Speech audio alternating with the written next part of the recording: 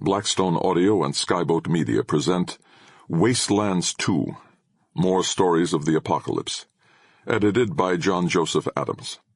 Stories by Paolo Bacigalupi, Hugh Howey, Seanan McGuire, George R.R. Martin, Lauren Bukes, Rudy Rucker and Bruce Sterling, Jack McDevitt, Anne Aguirre, Cory Doctorow, Christopher Barzak, Genevieve Valentine, D. Thomas Minton, Nancy Kress, Ramsey Shahade, Orson Scott Card, David Brin, Robert Silverberg, Christy Yant, Megan Arkenberg, James Van Pelt, Tananarive Due, Milo James Fowler, Toya Kristen Finley, Kefi R.M. Kerley, Rachel Swirsky, Joe R. Lansdale, Maureen F. McHugh, Maria Devana Headley, Juno Diaz, and Jake Kerr.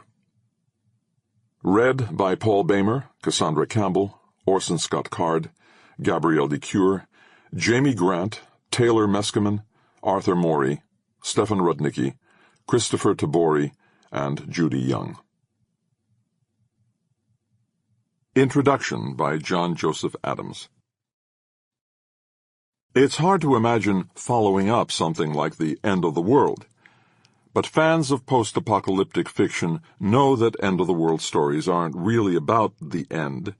They're about new beginnings, and the end of the world as we know it. Our stories, our lives, our world continues on, even if the trappings change and the facade of civilization falls by the wayside. As the title of George R. Stewart's masterpiece reminds us, the earth abides. And as the earth abides, so does our interest in post-apocalyptic fiction. The genre has continued to flourish in the years since the original Wastelands, hereinafter referred to as Volume 1, was published, and when I began reading for the new anthology, I discovered a wealth of material to choose from. Yet it was very difficult to even contemplate following up a book like Volume 1, which, to my astonishment, was widely hailed as not only the definitive post-apocalyptic anthology, but as one of the finest anthologies of any kind. And although it was my first anthology, it contained works by the likes of Stephen King, George R.R. Martin, Orson Scott Card, Octavia E. Butler, and other legendary figures of the SF fantasy field. When you come out of the gates with that kind of success, it's daunting, to say the least, to contemplate a follow-up. But my love for post-apocalyptic fiction has not waned since editing Volume 1, and it's clear the genre is still at the forefront of many authors' minds as well. 5 of the stories included here are from the 20th century, but the remaining 25 were all published from the year 2000 onward, and 19 of those were originally published in the years since Volume 1 came out. That seems to indicate that the boom in post-apocalyptic fiction that I detected back when I decided to put Volume 1 together is still ongoing, and writers and readers now are seemingly as fascinated with the apocalypse as we were back in the genre's heyday in the 1950s. Or, in other words, it's certainly not the end of the world for the end-of-the-world genre. In Volume 1's introduction, which you can find online at johnjosephadams.com/wastelands, I traced the rise and resurgence of post-apocalyptic fiction, citing the dawn of the atomic age as the former and 9/11 as the latter. I also speculated at length about why we're so fascinated by the end of the world. There, I said, to me the appeal is obvious. It fulfills our taste for adventure, the thrill of discovery, the desire for a new frontier. It also allows us to start over from scratch, to wipe the slate clean, and see what the world may have been like if we had known then what we know now. But it's since occurred to me that many of us have a strong attraction to things that scare us. There wouldn't be a horror genre otherwise. And in many ways, post-apocalyptic fiction is the scariest kind of fiction there is, because the more plausible a horrific story is, the scarier it is. Stories about demons and supernatural monsters can be entertaining, but deep down I don't find them particularly scary, because I'm pretty certain those things don't and never will exist. The end of the world, however, that could happen. Will we ever sate our appetite for stories about the end? It's hard to imagine that we will, at least not until the end actually comes. The Tamarisk Hunter, Paolo Bacigalupi. A big tamarisk can suck 73 gallons of river water a year. For $2.88 a day plus water bounty, Lolo rips tamarisk all winter long. 10 years ago, it was a good living.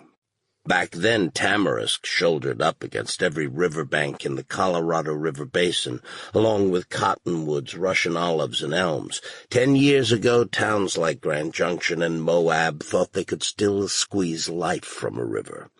Lolo stands on the edge of a canyon. Maggie, the camel, his only companion. He stares down into the deeps. It's an hour's scramble to the bottom. He ties Maggie to a juniper and starts down, boots skiing a gully.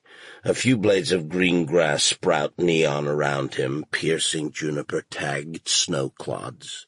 In the late winter, there is just a beginning surge of water down in the deeps. The ice is off the river edges. Up high, the mountains still wear their ragged snow mantles. Lolo smears through mud and hits a channel of scree sliding and scattering rocks. His jugs of tamarisk poison gurgle and slosh on his back. His shovel and rock bar snag on occasional junipers as he skids by. It will be a long hike out, but then that's what makes this patch so perfect. It's a long way down, and the riverbanks are largely hidden. It's a living. Where other people have dried out and blown away, he has remained, a tamarisk hunter, a water tick, a stubborn bit of weed. Everyone else has been blown off the land as surely as dandelion seeds, set free to fly south or east, or most of all north, where watersheds sometimes still run deep, and where even if there are no more lush ferns or deep cold fish runs, at least there is still water for people. Eventually, Lolo reaches the canyon bottom. Down in the cold shadows, his breath steams. He pulls out a digital camera and starts shooting his proof. The Bureau of Reclamation has gotten uptight about proof. They want different angles on the offending tamarisk.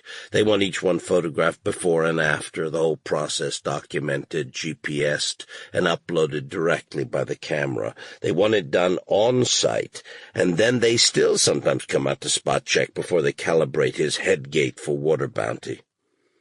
But all their due diligence can't protect them from the likes of Lolo. Lolo has found the secret to eternal life as a tamarisk hunter. Unknown to the Interior Department and its Boo-Rec subsidiary, he has been seeding new patches of tamarisk, encouraging vigorous brushy groves in previously cleared areas.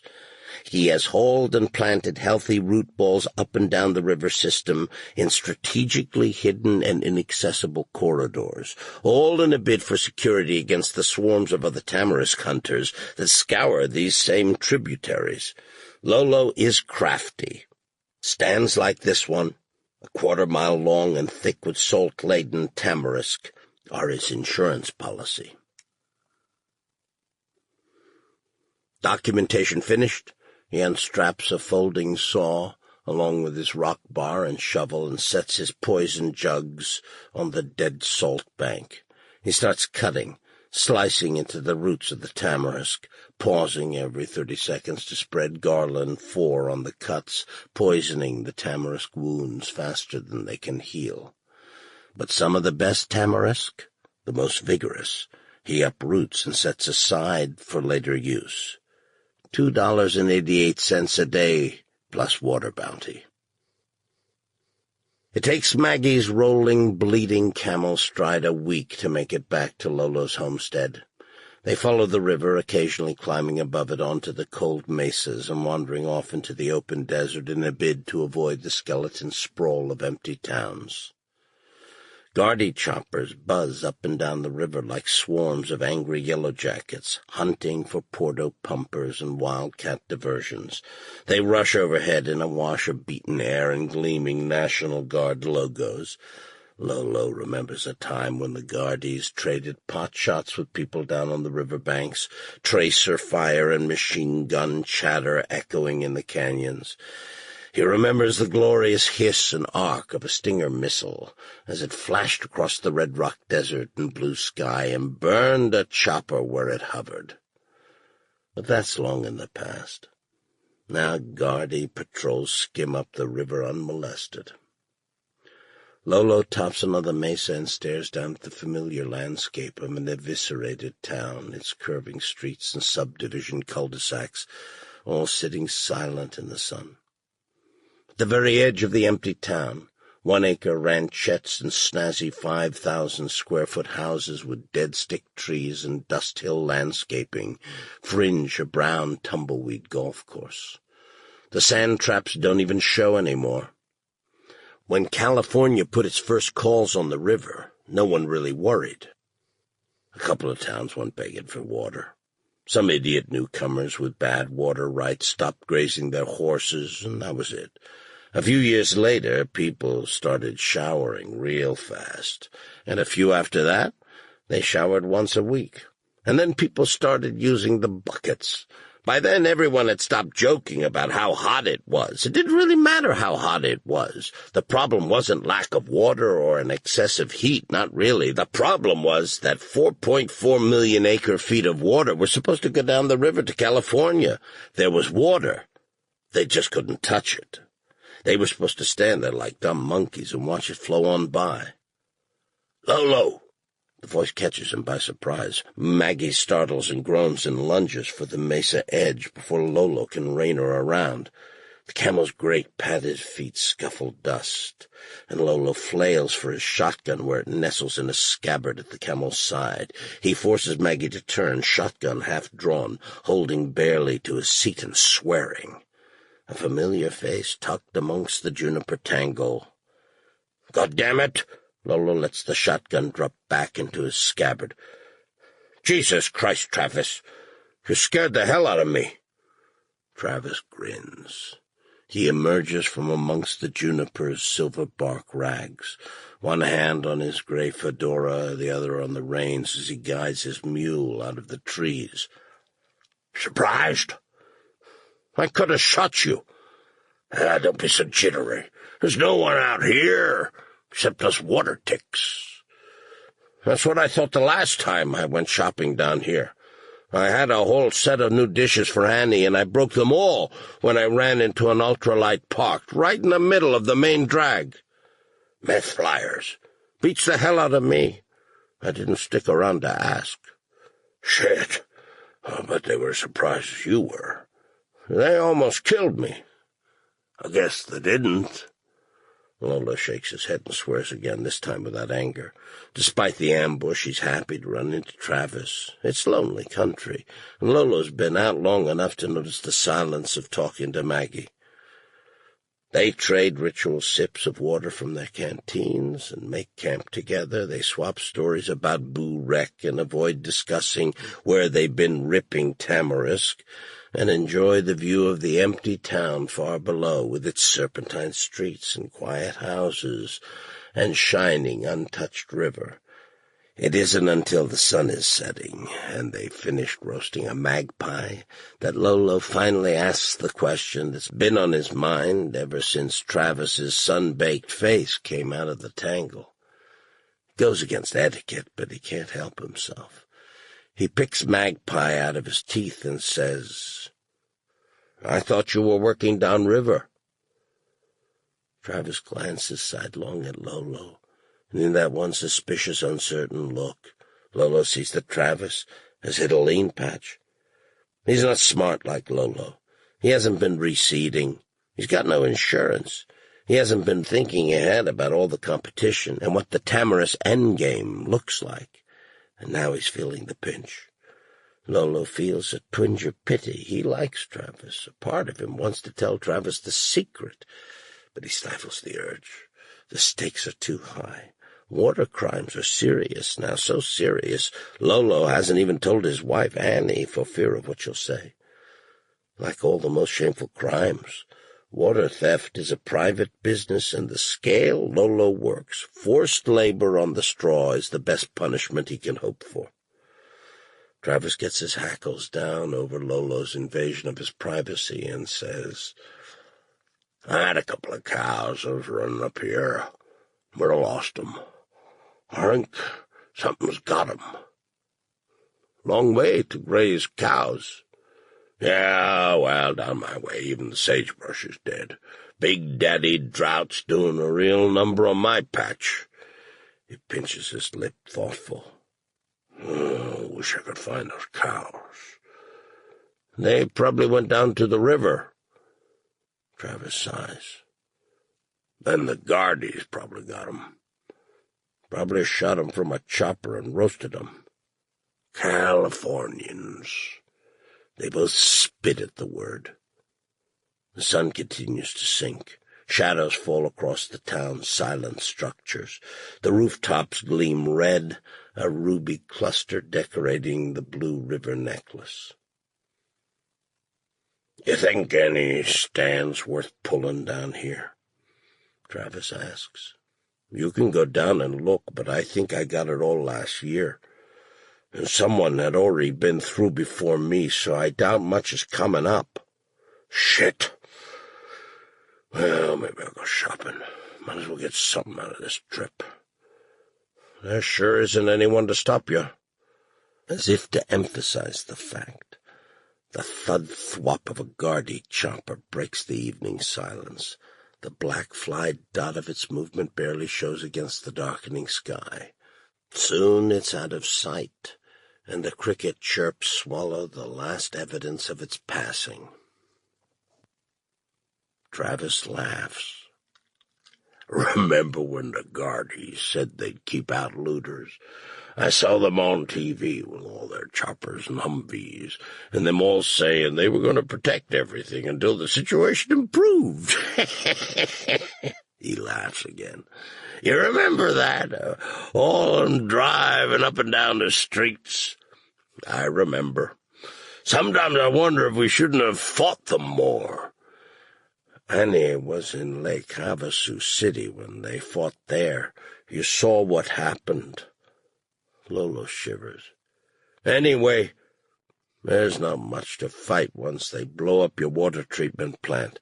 If nothing's coming out of your faucet, you might as well move on.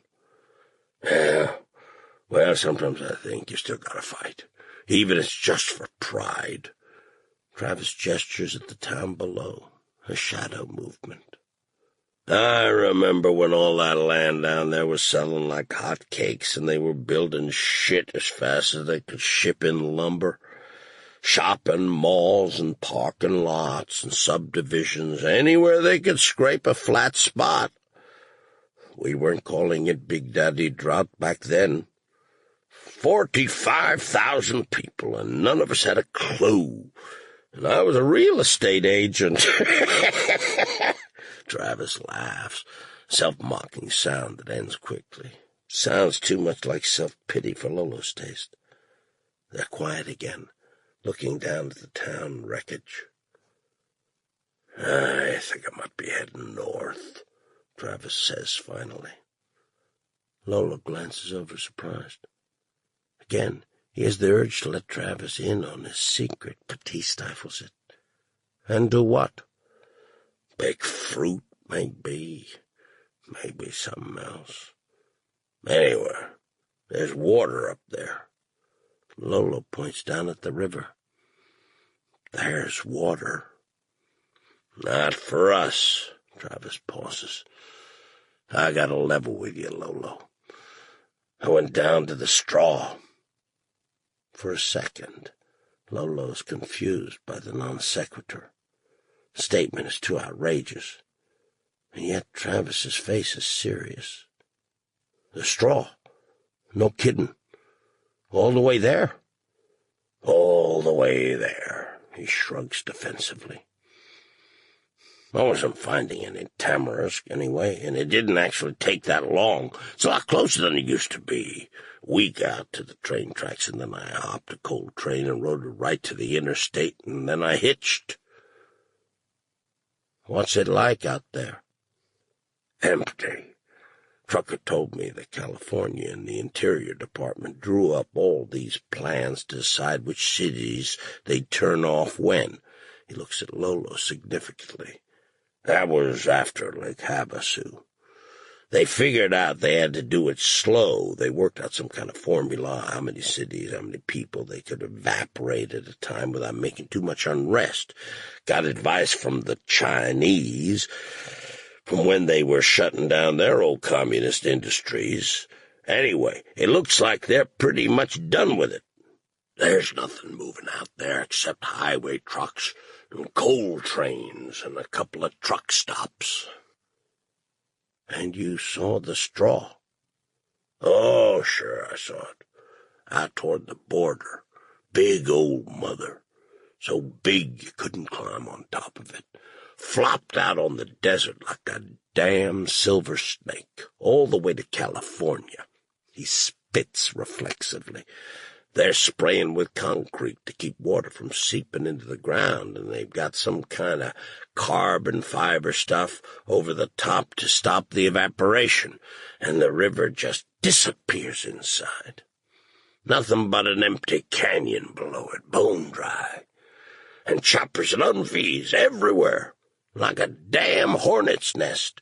They wouldn't let me get any closer than a half-mile on account of the eco-crazies trying to blow it up. They weren't nice about it either. What did you expect? I don't know. It sure depressed me, though.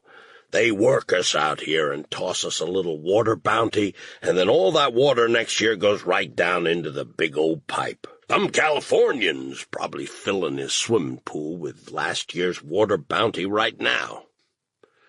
Cricket song pulses in the darkness. Off in the distance, a pack of coyotes start yipping.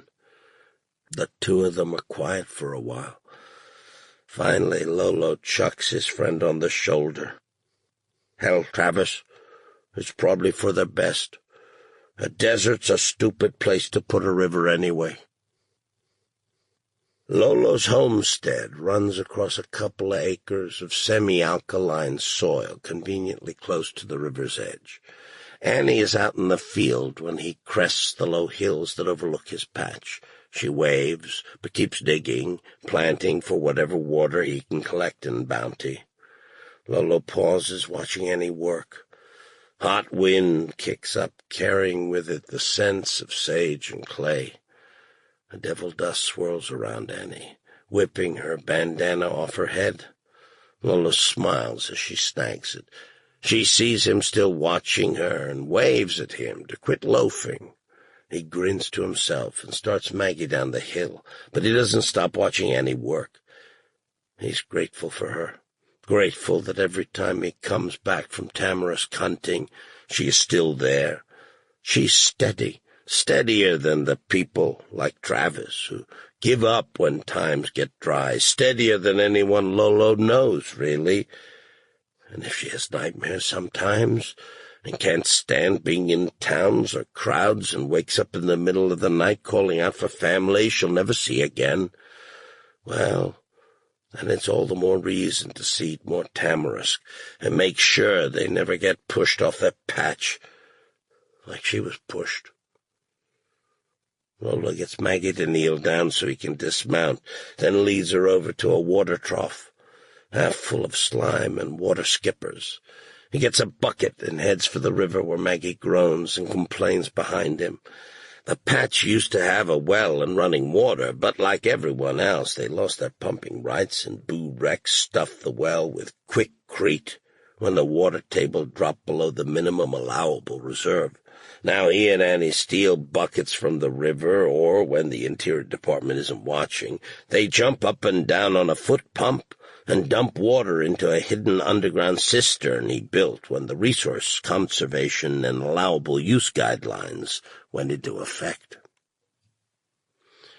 Annie calls the guidelines raw cog, and sounds like she's hawking spit when she says it.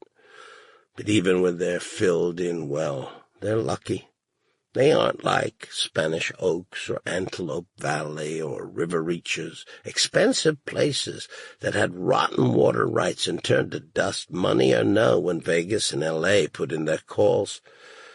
And they didn't have to bail out of Phoenix Metro when the Central Arizona project got turned off, and then had its aqueduct blown to smithereens when Arizona wouldn't stop pumping out of Lake Havasu. Pouring water into Maggie's water trough and looking around at this dusty patch with Annie out in the fields, Lolo reminds himself how lucky he is. He hasn't blown away. He and Annie are dug in. Callies may call them water ticks, but fuck 'em. If it weren't for people like him and Annie, they'd dry up and blow away the same as everyone else. And if Lolo moves a little bit of tamarisk around, well, the Callies deserve it, considering what they've done to everyone else.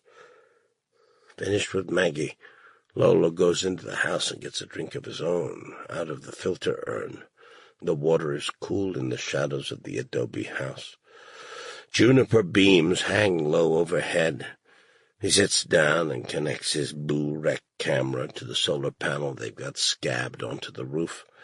Its charged light blinks amber. Lolo goes and gets some more water. He's used to being thirsty, but for some reason he can't get enough today. Big Daddy Drought's got his hands around Lolo's neck today.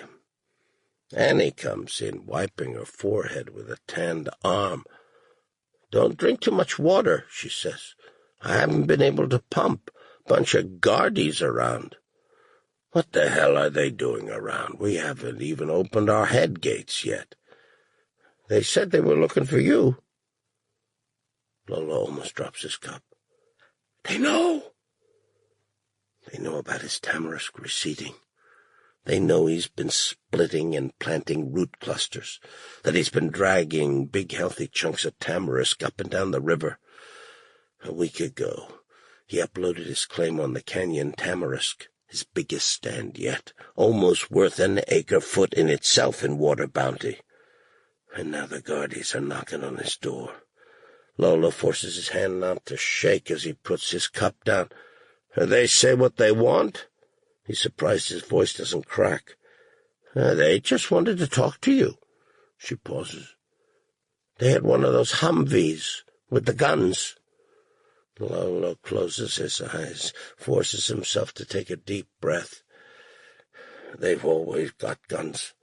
It's probably nothing. It reminded me of Lake Havasu, when they cleared us out, when they shut down the water treatment plant, and everyone tried to burn down the BLM office. It's probably nothing." Suddenly he's glad he never told her about his tamarisk hijinks. They can't punish her the same. How many acre-feet is he liable for? It must be hundreds.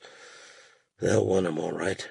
Put him on a straw work crew and make him work for life, repay his water debt forever. He's replanted hundreds, maybe thousands of tamarisk, shuffling them around like a card sharp on a poker table, moving them from one bank to another, killing them again and again and again, and always happily sending in his evidence. "It's probably nothing," he says again. "That's what people said in Havasu." Lolo waves out at their newly tilled patch. The sun shines down hot and hard on the small plot. "We're not worth that kind of effort." He forces a grin. "It probably has to do with those enviro-crazies who tried to blow up the straw. Some of them supposedly ran this way. It's probably that." Annie shakes her head unconvinced. "I don't know. They could have asked me the same as you." "Yeah, but I cover a lot of ground, see a lot of things. I'll bet that's why they want to talk to me. They're just looking for echo freaks." "Maybe you're right. It's probably that." She nods slowly, trying to make herself believe. "Those enviros, they don't make any sense at all. Not enough water for people, and they want to give the river to a bunch of fish and birds." Lolo nods emphatically and grins wider. "Yeah, stupid." But suddenly he views the echo-crazies with something approaching brotherly affection. The Californians are after him, too. Lolo doesn't sleep all night. His instincts tell him to run. But he doesn't have the heart to tell Annie or to leave her. He goes out in the morning hunting tamarisk, and fails at that as well. He doesn't cut a single stand all day. He considers shooting himself with his shotgun, but chickens out when he gets the barrels in his mouth. Better alive and on the run than dead. Finally, as he stares into the twin barrels, he knows that he has to tell Annie, tell her he's been a water thief for years, and that he's got to run north. Maybe she'll come with him. Maybe she'll see reason. They'll run together. At least they'll have that. For sure, he's not going to let those bastards take him off to a labor camp for the rest of his life. But the guardies are already waiting when Lolo gets back. They're squatting in the shade of their Humvee, talking. When Lolo comes over the crest of the hill, one of them taps the other and points. They both stand. Annie is out in the field again, turning over dirt, unaware of what's about to happen. Lolo reins in and studies the guardies. They lean against the Humvee and watch him back. Suddenly, Lolo sees his future. It plays out in his mind the way it does in a movie, as clear as the blue sky above. He puts his hand on his shotgun where it sits on Maggie's far side. The guardies can't see it. He keeps Maggie angled away from them and lets the camel start down the hill. The guardies saunter toward him.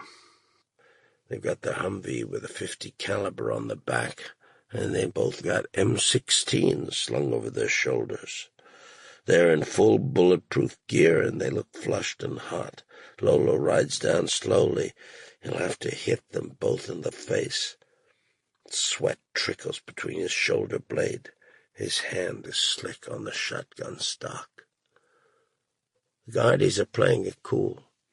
They've still got their rifles slung, and they let Lolo keep approaching. One of them has a wide smile. He's maybe 40 years old and tanned. He'd been out for a while, picking up a tan like that. The other raises a hand and says, "Hey there, Lolo." Lolo's so surprised, he takes his hand off his shotgun. "Hale?" He recognizes the guardie. He grew up with him. They played football together 1,000,000 years ago, when football fields still had green grass and sprinklers sprayed their water straight into the air. Hale Perkins." Lolo scowls. I can't shoot Hale. Hale says, "You're still out here, huh?" "What the hell are you doing in that uniform? You with the Callies now?" Hale grimaces and points to his uniform patches. "Utah National Guard." Lolo scowls. Utah National Guard, Colorado National Guard, Arizona National Guard. They're all the same. There's hardly a single member of the National Guard that isn't an out-of-state mercenary. Most of the local guardies quit a long time ago, sick to death of goose-stepping family and friends off their properties, and sick to death of trading potshots with people who just wanted to stay in their homes. So even if there's still a Colorado National Guard or an Arizona or a Utah inside those uniforms with all their expensive night-sight gear and their brand-new choppers flying the river bends, it's pure California. And then there are a few like Hale. Lolo remembers Hale as being an okay guy. Remembers stealing a keg of beer from behind the Elks Club one night with him. Lolo eyes him. "Are you liking that supplementary assistance program?" He glances at the other guardie. "That working real well for you? The Callie's a big help?" Hale's eyes plead for understanding. "Come on, Lolo, I'm not like you. I got a family to look after. If I do another year of duty, they let Shannon and the kids base out of California. I give you a swimming pool in your backyard, too? You know, it's not like that. Water's scarce there, too." Lolo wants to taunt him, but his heart isn't in it. Part of him wonders if Hale is just smart. At first, when California started winning its water lawsuits and shutting off cities, the displaced people just followed the water right to California. It took a little while before the bureaucrats realized what was going on, but finally someone with a sharp pencil did the math and realized that taking in people along with their water didn't solve a water shortage, so the immigration fences went up. But people like Hale can still get in. So, what do you two want? Inside, Lolo's wondering why they haven't already pulled him off of Maggie and hauled him away. But he's willing to play this out. The other guard, he grins. Maybe we're just out here seeing how the water ticks live. Lolo eyes him. This one he could shoot.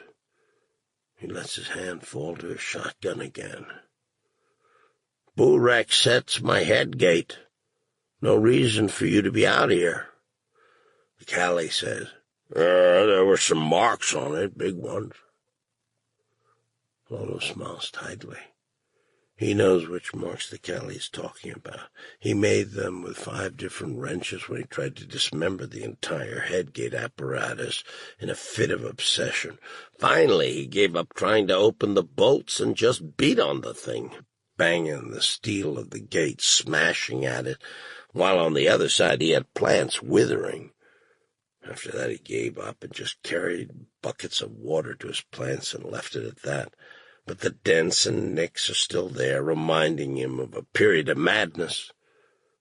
Still works, don't it? Hale holds up a hand to his partner, quieting him. Yeah, it still works. And that's not why we're here. So, what do you two want? You didn't drive all the way out here with your machine gun just to talk about dents in my head gate? Hale's sighs put upon trying to be reasonable. You mind getting down off that damn camel so we can talk? Lolo studies the two guardies, figuring his chances on the ground. Shit. He spits. Yeah, okay. You got me. He urges Maggie to kneel and climbs off her hump. Annie didn't know anything about this. Don't get her involved. It was all me. Hale's brow wrinkles, puzzled. What are you talking about? You're not arresting me? Callie with Hale laughed. Why? Because you took a couple of buckets of water from the river, because you probably got an illegal cistern around here somewhere? He laughs again. The ticks are all the same. You think we don't know about all that crap? Hale scowls at the Callie, turns back to Lolo. No, we're not here to arrest you. You know about the straw? Yeah? Lolo says it slowly, but inside he's grinning.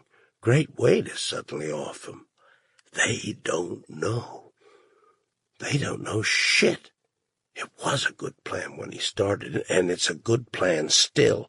Lolo schools his face to keep the glee off and tries to listen to what Hale's saying, but he can't. He's jumping up and down and gibbering like a monkey. They don't know. Wait. Lolo holds up his hand. Oh, what did you just say? Hale repeats himself. California's ending the water bounty. They've got enough straw sections built up now that they don't need the program. They've got half the river enclosed. They got an agreement from the Department of Interior to focus their budget on seep and evaporation control. That's where all the big benefits are. They're shutting down the water bounty payout program. He pauses. I'm sorry, Lolo. Lolo frowns. But a tamarisk is still a tamarisk. Why should one of those damn plants get the water? If I knock out a tamarisk, even if Callie doesn't want the water, I could still take it. Lots of people could use the water. Hale looks pityingly at Lolo. We don't make the regulations, we just enforce them. I'm supposed to tell you that your head gate won't get open next year. If you keep hunting tamarisk, it won't do any good. He looks around the patch, then shrugs. Anyway, in another couple of years, they were going to pipe this whole stretch. There won't be any tamarisk at all after that. What am I supposed to do then? Californian Burek is offering early buyout money. Hale pulls a booklet out of his bulletproof vest and flips it open, sort of to soften the blow. The pages of the booklet flap in the hot breeze. Hale pins the pages with a thumb and pulls a pen out of another vest pocket. He marks something on the booklet, then tears off a perforated check. It's not a bad deal. Lola takes the check, stares at it. $500. Hale shrugs sadly. It's what they're offering. That's just the paper codes. You confirm it online. Use your Burek camera phone and they'll deposit it in whatever bank you want. Or they can hold it in trust until you get into a town and want to withdraw it. Any place with a BLM office, and you can do that. But you need to confirm before April 15th. Then Burek will send out a guy to shut down your head gate before this season gets going. $500. It's enough to get you north. That's more than they're offering next year. But this is my patch. Not as long as we got Big Daddy Drought. I'm sorry, Lola. The drought could break any time. Why can't they give us a couple of more years? It could break any time. But even as he says it, Lola doesn't believe it. 10 years ago he might have, but not now. Big Daddy Drought's here to stay. He clutches the check and his key codes to his chest. 100 yards away, the river flows on to California. Deep Blood Kettle by Hugh Howey. They say the sky will fill with dust in a bad way if we don't do something soon. My teacher, Mrs. Sandy, says that if the meteor hits, it'll put up enough dirt to block the sun, and everything will turn cold for a long, long while. When I came home and told Pa about this, he got angry. He called Mrs. Sandy a bad word, said she was teaching us nonsense. I told him the dinosaurs died because of dust in the sky. Pa said there weren't no such thing as dinosaurs. You boys watch, he told me and my brother. That rock'll burn up. It'll be no more than a flash of light. I've seen 1,000,000 shooting stars if I've seen 12. Pa stopped rubbing his rifle and traced a big arc in the air with his oil-stained rag. She'll hit the sky and light up like fireworks, and the worst she'll do is leave a crater like that one down in Arizona. Then we'll show them suckers how we watch over our land. Only Pa don't use the word suckers. Pa uses worse words for the invaders than he ever did for Mrs. Sandy. He never calls them aliens. Sometimes he says it's the Russians or the Chinese or the Koreans. He believes in aliens about as much as dinosaurs. Pa spat in the dirt and asked if I was taking a break or something. I told him no, sir, and went back to oiling my gun. He and my brother did the same. Pa says our land is fertile because of the killin' we soak it in. That's why things grow as tall as they do. The little critters are killed dead and give their life to the soil. I've seen it every year when we plow it under for the new crops. When I was a boy, before Father let me drive the John Deere, I'd play in the loose soil his plowing left behind. Acres and acres for a sandbox. The dust he kicked up would blot the sky and dry my mouth, but I'd kick through the furrows and dig for arrowheads until my fingernails were chipped or packed full of dirt. Where he hadn't yet plowed, you could see the dead stalks from the last harvest. The soil there was packed tight from the rains and the dry spells. Pa used to laugh at the newfangled ways of planting that kept the ground like that by driving the seeds straight through. It weren't the way the Samuels tended their land, he told us. We Samuels dragged great steel plows across the hard pack and the old stalks, and we killed everything in the ground. That was what made the land ready again. When I was younger, I found half a worm flopping on top of the ground after a plow. It moved like the tail on a happy dog, but it was already dead. Took a while for it to realize was all. I pinched it between my fingers and watched it wind down like the grandfather clock in the great room. When it was still, the worm went into a furrow, and I kicked some dirt over it. That was the whole point. The little things would feed the corn, and the corn would feed us, and we would all get taller because of it.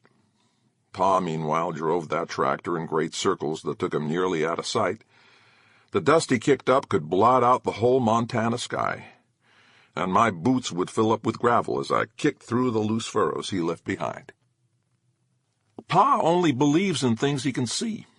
He didn't believe in the meteor until it became brighter than any star in the sky.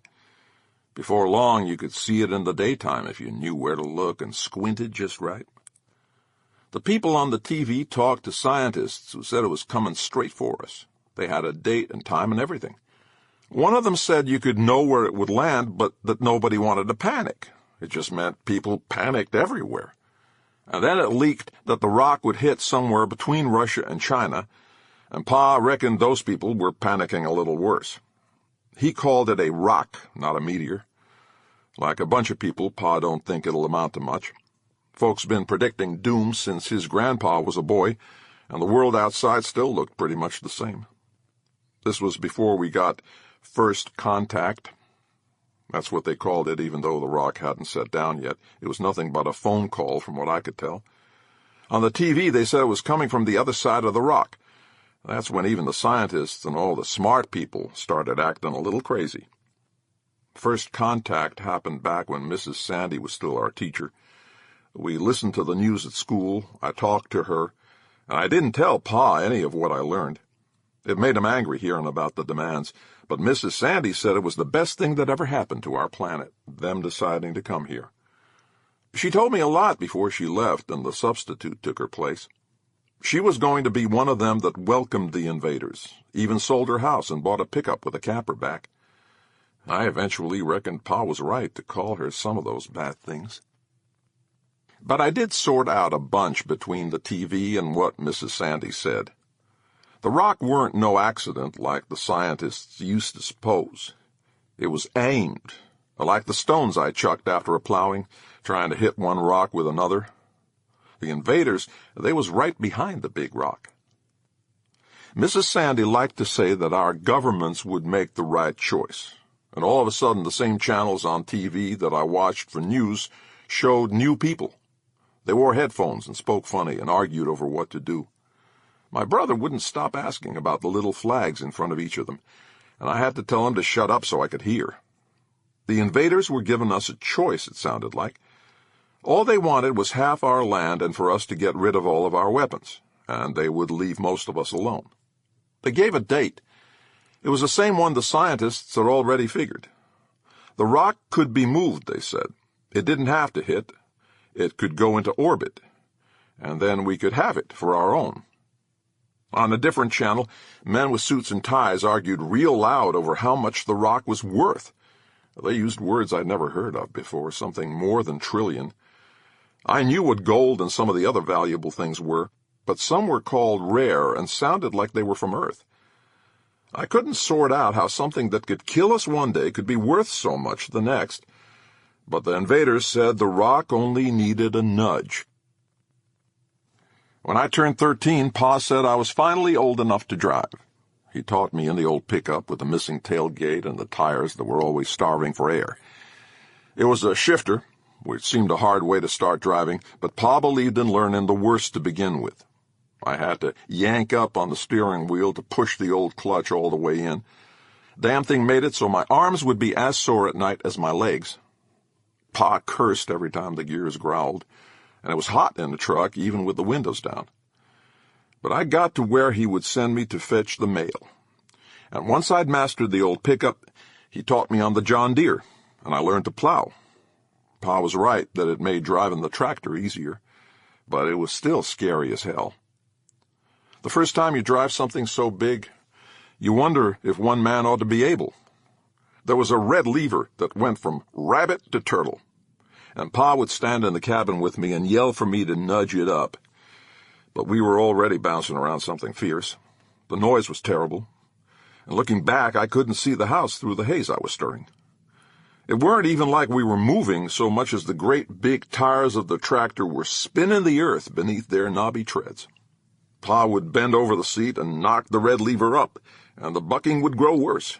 The steering wheel jittered side to side, and I had to clutch it just to stay in my seat. But, like the truck, my fear of the tractor didn't keep. Before long, Pa hitched the great plow to the back, 24 feet wide, and I learned how to kill the soil to make it ready for planting. The seat would bounce me along like I was in a saddle, and the radio would blare in a little cabin that smelled like my dad when he was sweaty. I did circles like I was mowing grass, but 24 feet at a time. The mesa behind our house would disappear behind the dust, and it got so I couldn't see the cliffs along the back of the homestead. But I could see the soil in front packed hard and tight, and I could see out the side where I'd already been. Plowing was a lot like mowing. I just had to overlap where I'd been before. Not too much overlap, Pa would tell me. The price of gas had gone way up since first contact, and too much overlap meant an extra run for no good reason. And so I bounced along and put death in the soil. I cut the worms in half and made things ready for planting. Now and then a deer would startle across the loose furrows, legs having a hard time of it, and white rabbits would dash from the thrush. The rabbits were the dumbest little things. They would dart back and forth in front of the tractor. They could see me coming, but they couldn't make up their minds. I would yell and yell at them, but they would just jitter back and forth until the tractor went over them, and then the plow. Turning in my seat, I always expected a tuft of white to spit out somewhere, but the soil that kicked up would just turn a little red. That's where the corn would grow the tallest, Pa would say when I told him how dumb the rabbits were. The blood in the soil was a good thing. That's when you knew it was ready. The cliffs behind our house were a source of constant play, and they had a funny name. Too Close for Comfort, they were called. I reckoned kids made up that name, but it was a real thing. Scientists called it that. Men who were supposedly smart had come up with it. When I was a boy too young to drive, before I turned 13, they came from the university and dug in the dirt at the base of the cliffs that rise up behind our land. They found so many bones beneath the dirt that they couldn't take them all. Steve Harkin and I plotted to sneak in one night and nab a skull or two, but the men in the shiny city trucks with no 4x4 put a stop to that by giving us a skull each. It weren't as fun without the danger and flashlights, but we got our skulls. I remember cradling that great hunk of bone as heavy as stone and asking one of the university men there why they were digging there. This here was a buffalo jump, the man told me. He reminded me of Mrs. Sandy, and he had this clipboard with all kinds of little squares full of numbers and was the smartest man I ever spoke to, except for my pa. The buffalo used to come over this cliff and smash into the rocks down here, he told me and Steve Harkin. That's where these bones came from. Steve thought that was pretty cool. We gazed up at the cliffs that I had known all my life, the ones that delayed the sunrise in the morning, and I saw them different for the first time. I asked this man from the university why buffalo were so dumb. Oh, buffalo aren't dumb, he claimed. I was about to argue with him, but then he explained. Indians used to chase the buffalo to the edge of the cliff in great herds, he said. They tumbled off hundreds at a time and smashed their legs so they couldn't walk. While they squealed and snorted and tried to pick themselves up on busted bones, the Indians would run in with spears and jab 'em in the neck. Steve whistled. I asked the man if that was real. Very real, he said. The people who used to live here long before us called it Pishkin. Pushkin? Steve Harkin said.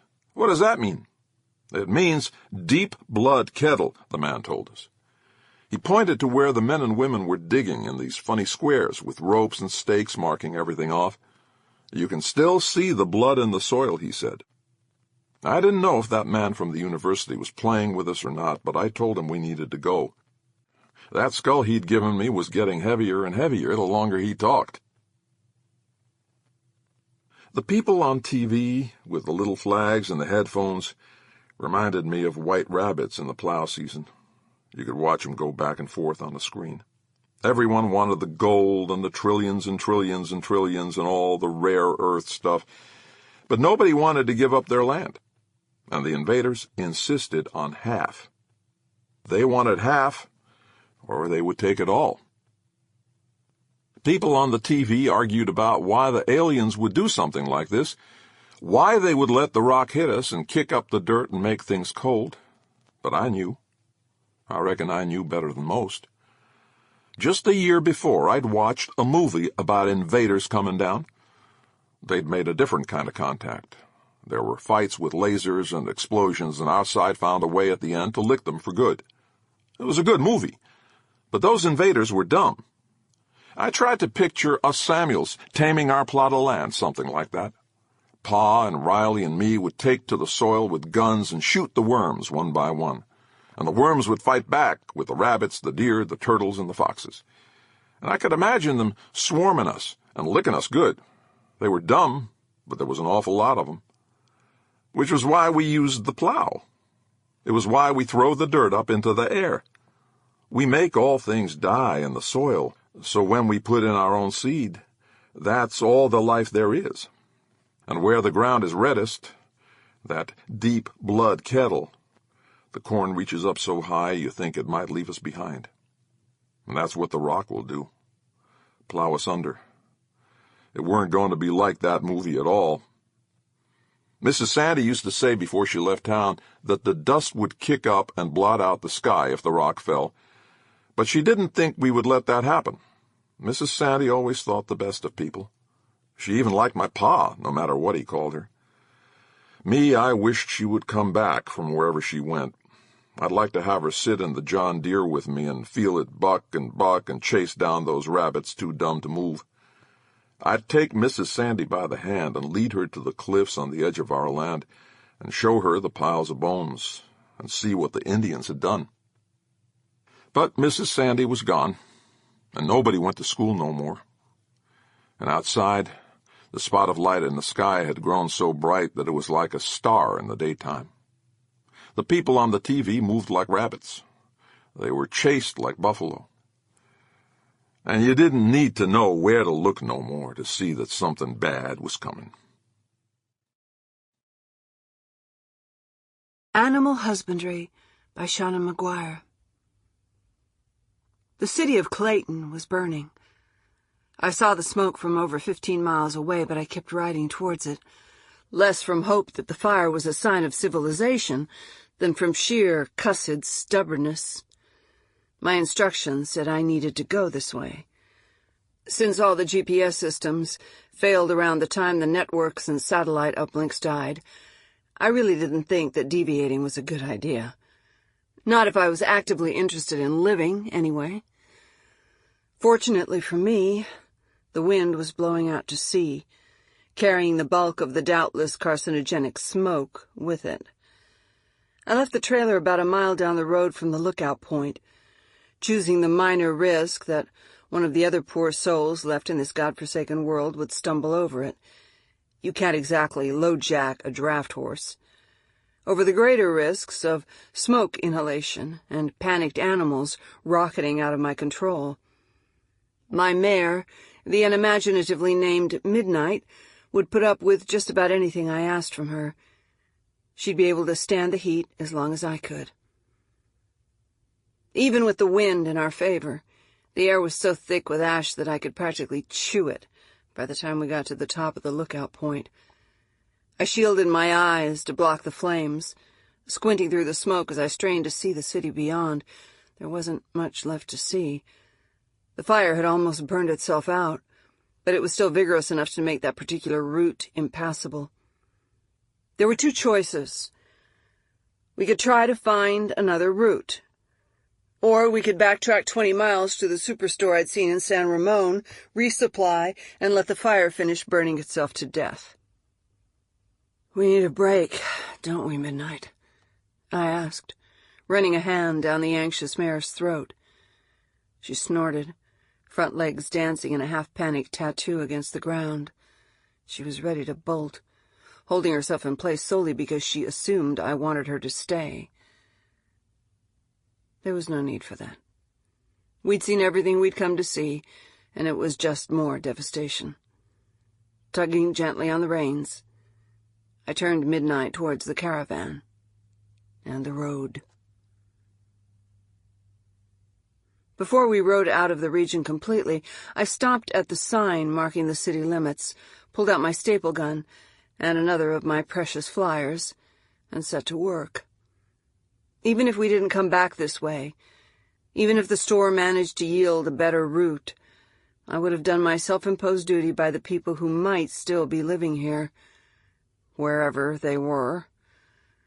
When we finally turned toward San Ramon, white copy-paper ghosts glared from the city sign behind us, eye-poppingly clean in a landscape gone to ash.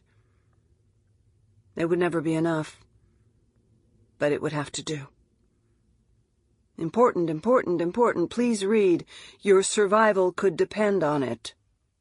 If you're alive and reading this, there are a few things you should be aware of. Firstly, those diseases everyone died of? The ones that barely had time to make the papers before it was over?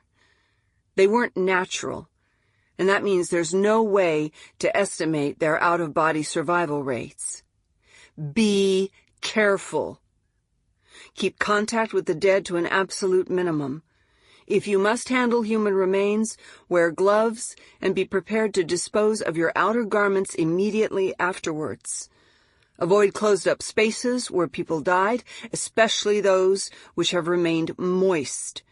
Diseases survive better in dark, warm, moist places. Stick with bottled water whenever possible. Boil everything when you can't. All that plastic they said we needed to keep out of the landfills, forget it. Bottled water could save you. Not just from man-made toxins. Cholera, dysentery, lots of other nasty things could be lurking in the water by now. Drink Crystal Springs or shit out your intestines. The choice is yours. When selecting canned foods, check to be sure that the cans are whole and have not been dented. Exterior rust is fine. Interior rust is not. On the bottom of this flyer, you will find a list of basic nutritional supplements which are likely to be missing in your current diet. All items on the list can be found at any large grocery store or moderately sized health food store. I recommend you begin taking them. Watch out for dogs and other previously domesticated animals, as they may have turned feral in the absence of human custodianship. I have also included a list of standard poison baits and their doses. I do not recommend their use. They may still provide a measure of security while traveling. I am on my way to Grants Pass, Oregon. I recommend you do the same as soon as you can. Time was short before the pandemics, and there's no telling how much we have left. Hurry. My name was at the bottom.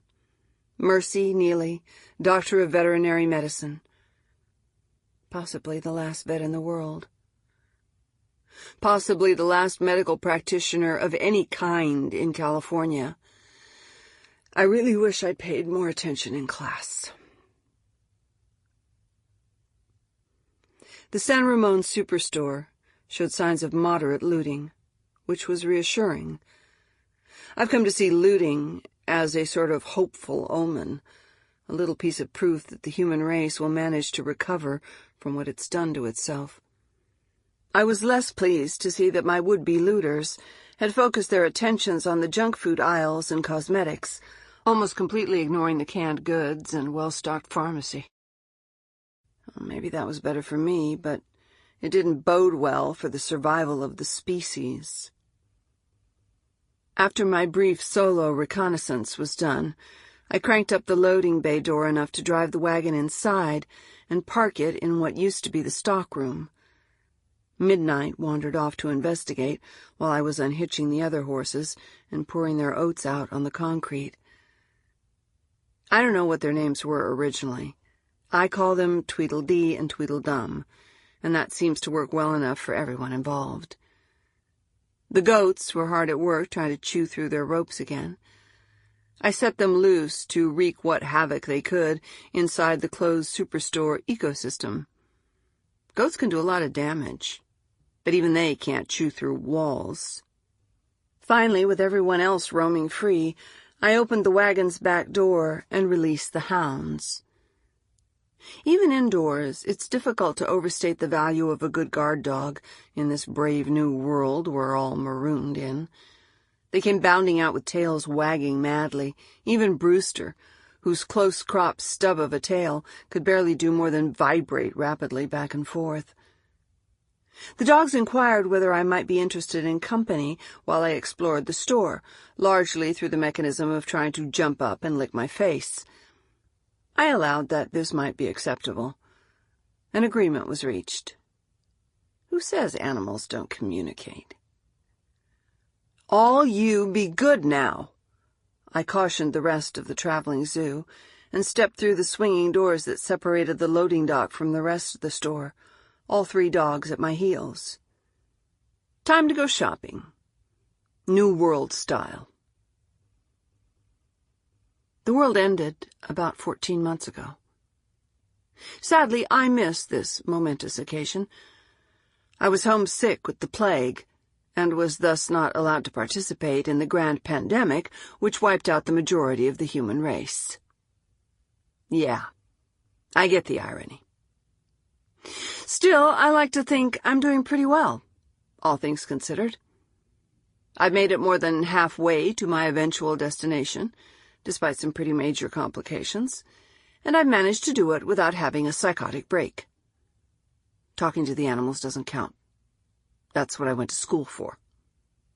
As for how I missed the pandemic, bubonic plague has been endemic in California's small mammal population since the 1800s, when it was imported along with other luxury items such as silk, spices, and cheap immigrant labor. The state managed to hold on to all 4 imports until just recently. I doubt there's going to be much of a market for any of them these days, but hey, I also didn't think mankind was going to wipe itself out in a blaze of dick-waving glory, so what do I know? California's ongoing plague problems are how I know for certain that the pandemic was man-made. Supposedly, Texas was hit by a form of bubonic plague that mowed down the population like a wheat thresher. It spread too fast for anything but a droplet-based transmission, person to person by way of sneezing or coughing, and it was resistant to all known antibiotics. Welcome to 14th century Europe, where the Black Death was everybody's least favorite neighbor. Only that's not possible, because that's not how bubonic plague works. Bubonic plagues is carried by rat fleas, transmitted by rat fleas, and spread slowly, since rat fleas are notoriously unreliable about when they bite you. Pneumonic plague is droplet-based. But that's not what killed Texas. Bubonic plague that wasn't bubonic plague killed Texas, and that means it wasn't bubonic plague at all. It was something somebody built in a lab, and I'm sure its creator won the terrorist science fair before letting it out of the vial. The Texas plague killed horses, cattle, goats, and most dogs, by the way. Texas may be the last place in this country where it's safe to sleep outside without fear of your neighbor's abandoned Rottweiler. Thanks, Texas plague, thanks a lot. As the only veterinarian in Pumpkin Junction, California, my practice covered basically anything that people wanted to bring me. Mercy Neely, Swiss Army veterinarian. Someone had a sick cat, dog, or other standard pet, I was their girl. If they had a horse that needed gelding, a cow that needed a checkup, or a flock of sheep that needed their shots, that was also me. I did parrots, reptiles, and anything else animal-like that happened to need medical attention. I examined an African praying mantis once. I extracted a mouse trap from the stomach of an escaped boa constrictor. I euthanized an emu with a broken leg. My practice was boring more often than it was interesting, but it was always vital. I was the only game in town. I guess I technically still would be, if I'd stayed. I'd been out at the O'Shea place the Sunday before the pandemic started, giving the goats their yearly exam. With 30 of the things in the flock, it was easier for me to go to them. The barn was hopping with fleas, and I must have been bitten a good 30 times before I finished for the day. 3 days later, I got sick. You can't be a California vet and not know what's endemic to the population. I know bubonic plague when I see it. I diagnosed myself, gave myself an illegal prescription for tetracycline, doped myself to the gills, and went to bed. Not, sadly, before hanging a sign with a cute little hand-drawn rat on my door. Doc's got the plague. I even slept through the quake that leveled half the damn state. Remember, kids, vets get the good tranquilizers. I like to think that there were other survivors in my hometown. The pathogens that hit California seem to have caught and killed almost instantly, and I went to bed for 6 days, starting 2 days before the pandemic came out to play. I like to think that some people made it through the sickness, saw the sign on my door, and decided that there was no point in checking in. I wouldn't blame them if they did, but I would like to see them again when I got to Grants Pass. Most of all, I like to think that I was exposed along with everybody else. I didn't miss infection because I was locked in my little room over the office. I missed infection because I had a natural immunity. In a healthy population, naturally immune parents tend to have naturally immune children. Maybe Dan didn't make it through, but if I was naturally immune, there's a chance that Linda was too. There's a chance that she'll be waiting for me at the end of this road. Wishful thinking. But hell. Everybody's allowed a little wishful thinking after they've survived the end of the world. The dogs roved ahead of me as we walked through the dimly lit store, never ranging more than about 10 feet away. It wasn't just because they felt the need to protect me, although that was a part of it. The last 6 people we'd seen had been armed and had taken shots at my little pack before I had time to tell them not to. When I left Pumpkin Junction, I had 6 dogs in my personal escort. They'd been picked off one by one, and the 3 I had left were the ones who'd figured out that hiding behind the human was the best way to survive. Brewster was the most timid of the 3, despite also being the largest. He looked back at me, buffing uncertainly. "It's okay, Brewster," I said, in a soothing tone. I was only half paying attention to his unease. My eyes were too busy crawling over the shelves, noting the things we needed, the things we could use, and comparing them to the wagon's carrying capacity. If I hitched Midnight alongside the Tweedles and walked for a while, we could manage another few 100 pounds of kibble. That would probably get us all the way to Sacramento, where we could... A gun hammer was cocked behind me. A very small sound, but one that had come to hold a great deal of importance in my life over the past year. It was the sound of someone who might decide that my surviving the pandemic was just a fluke that needed to be corrected. I stopped in my tracks, raising my hands to shoulder height. Brewster hunched his massive head down, a growl rumbling from the bottom of his throat. I could hear the other 2 dogs moving up ahead, still uncertain and unwilling to approach the stranger. "I'm sorry," I said, voice calm and level. Never be the first to show panic. Never let them think that you might be an easy target. "I didn't know this store was yours. If you'll just let me gather up my animals, I'll be on my way." "Please," I prayed silently, "please let me gather up my animals." I lost 2 goats to a man who saw them as fresh meat on the hoof. I lost my second riding horse to a man who fancied himself the Lone Ranger and decided that an old gray mare would do just fine as Silver. I'm sure one of her legs was broken before I'd even made it out of the valley that he took her from me in. The old gray mare, she ain't what she used to be. Turn around, miss. Real slow.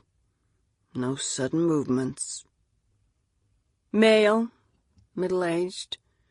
Probably one of the white-collar workers who'd packed this sort of business park before the pandemic. Artificially polite, which was a natural development under the circumstances. Even when you were the one holding the gun, it paid to be polite. Next time, the gun might belong to someone else.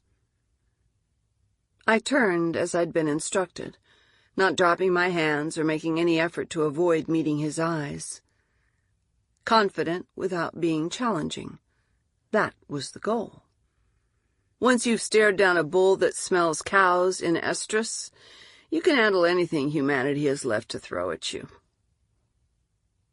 The man behind me looked almost exactly like I would have expected, even down to the stained, slightly tattered white dress shirt. Even a year after the disaster, people still dressed like they expected the old world to be called back to order any second. The poor bastards. They'd been domesticated, and they didn't even know it. "Those your dogs?" he demanded. The skin of his left cheek jumped and fluttered in a nervous tick, making it look like he might jitter apart at any moment. "Yes," I said, not lowering my hands. "They're also my horses, my goats, and if you've been inside the wagon already, my birds. They're well fed and not a threat to you." The pistol he had angled towards my chest wavered, almost perfectly in time with the tick on his cheek.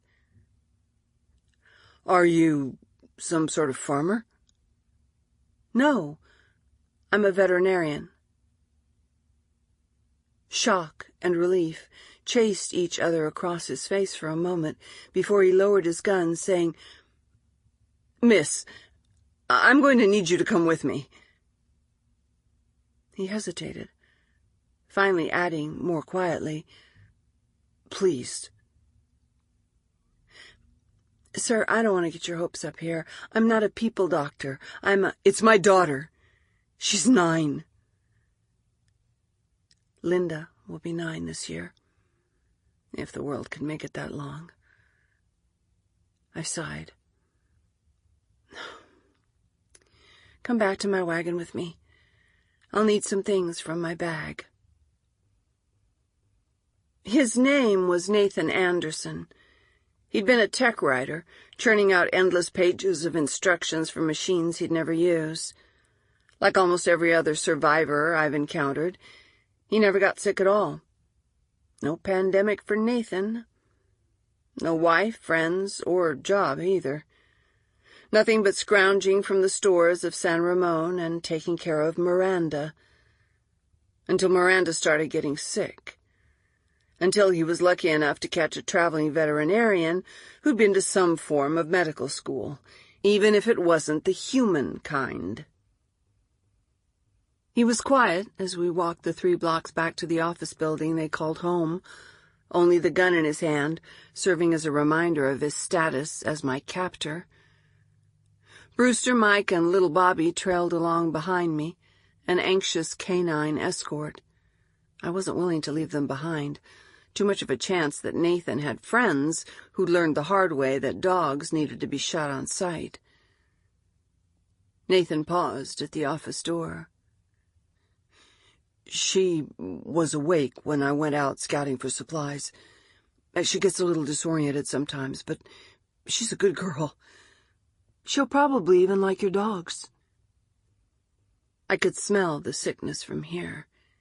That horrible combination of sweat and vomit and a dozen other bodily fluids that says something's dying nearby. I kept my face as neutral as I could. "Let's see if she's up now." Nathan looked relieved. like he'd been afraid right up until that moment that I was going to disarm him and run, and opened the door. Miranda's room had been a corner office before the pandemic, probably much prized for the floor-to-ceiling windows that comprised 2 of the 4 walls. Now it was a little girl's paradise. The once white walls had been inexpertly painted pink, and flower-shaped plastic decals studded the window glass. Toys and books were heaped haphazardly around the floor. At the center of it all was a glorious fairy tale of a 4-poster bed. God knows where they found that. And in the center of the bed was Miranda. Any hopes this little jaunt would prove my theory about immunity being hereditary died when I saw her. Adopted daughter, maybe. Adopted after the pandemic, almost certainly. But biological daughter? No. Not unless he'd had a Korean wife whose genes had been able to beat his 9 falls out of 10. Miranda raised her head at the sound of the door, summoning a smile from somewhere deep inside herself. "Daddy?" She paused, brow nodding. "We have company?" The question was uncertain, like she thought I might be a hallucination. I swallowed the lump in my throat before it could turn to full-fledged tears. "I'm Mercy Neely, honey. I'm a veterinarian." Sudden interest brightened her eyes. "Is that why you have dogs? I like dogs. I used to have a dog. Before—" She stopped, the brightness fading. "Before." A lot of people did. Nathan was standing frozen next to me.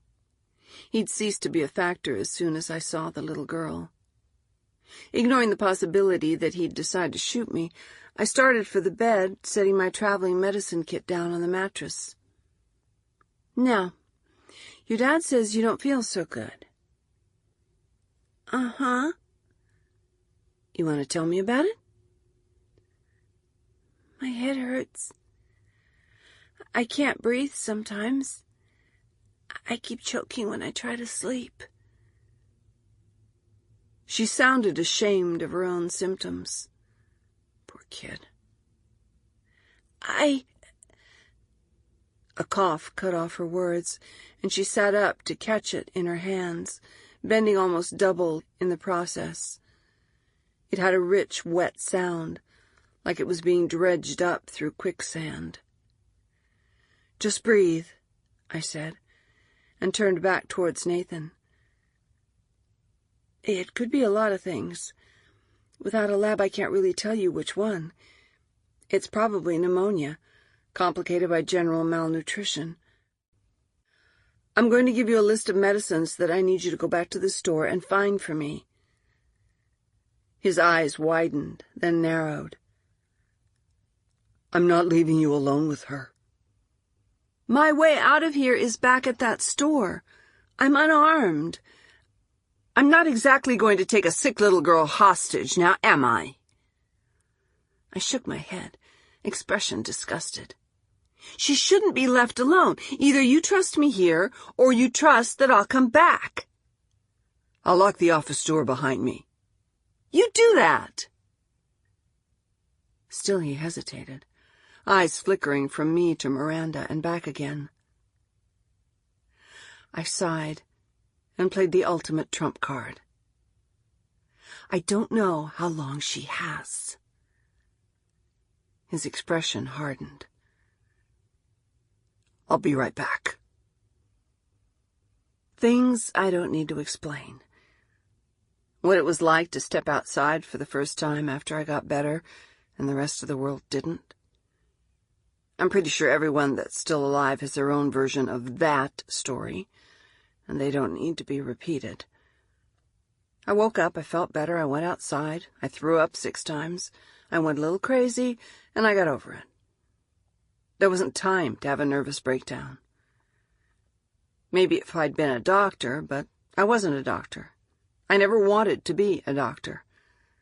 I'm a veterinarian, and my patients still needed me. 4 days isn't long enough for most animals to turn vicious. That made my job a lot easier. It took 18 hours to canvass the town, letting cats out of houses, assessing dogs and livestock, and making my decisions as impartially as I could. Domestic cattle aren't made to live without somebody to take care of them. They need milking, or their udders will split open and they'll die of infection. Sheep are worse. Goats are fine on their own. So are horses, most poultry, and pigs. Cats will go feral. Dogs will go mean. If it could be released, I either released it or fed it and promised to be back in a little while. If it couldn't be released... Ending future suffering is one luxury veterinarians have that human doctors don't. I spent a lot of that first day crying. But I guarantee you that while the people of Pumpkin Junction died just as badly as the rest of the world, our animals died better than they did anywhere else. I held back some of the stock, a few milking goats, some horses I knew were gentle and well-mannered, several of the larger, healthier, friendlier dogs.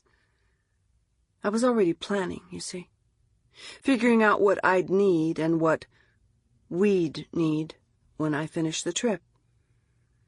Can't build a society without animals, and there's no point in redomesticating when we have the potential to save the work we've already done.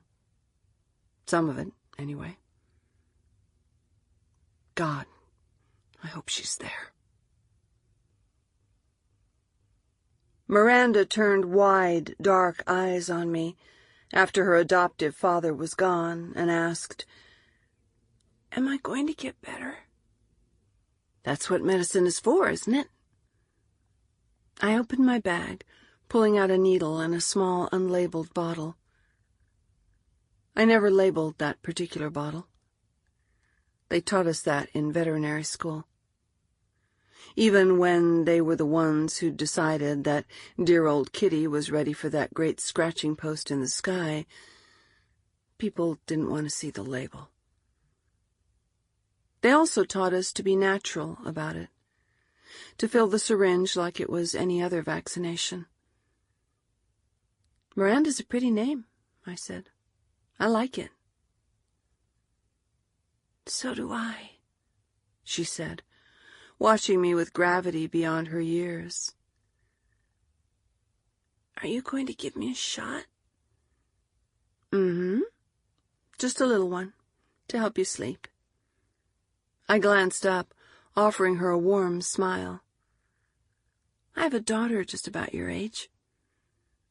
Her name is Linda." "You do?"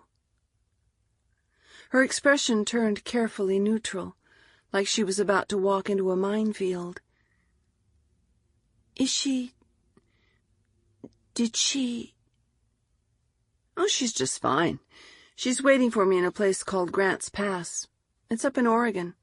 I'm on my way there now." Linda would be there. Linda had to be there. She was the one who had told me to go there in the first place.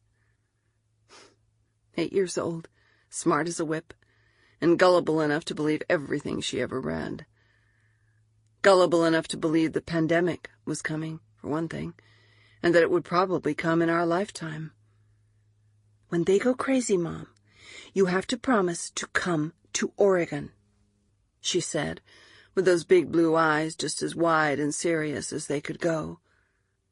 Like my agreeing to come to Grant's Pass was a matter of life or death. So I agreed.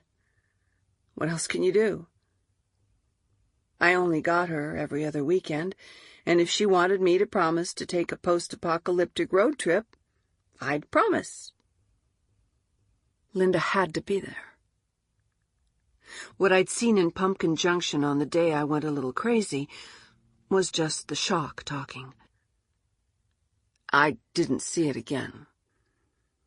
And if part of me insisted that I only didn't see it because I didn't go back there, who cares? There were no animals in that shitty little apartment. There was nothing there to save. Miranda looked unsure. How come she isn't traveling with you? Well, see, Linda's daddy and I didn't think it was a good idea for us to live together anymore.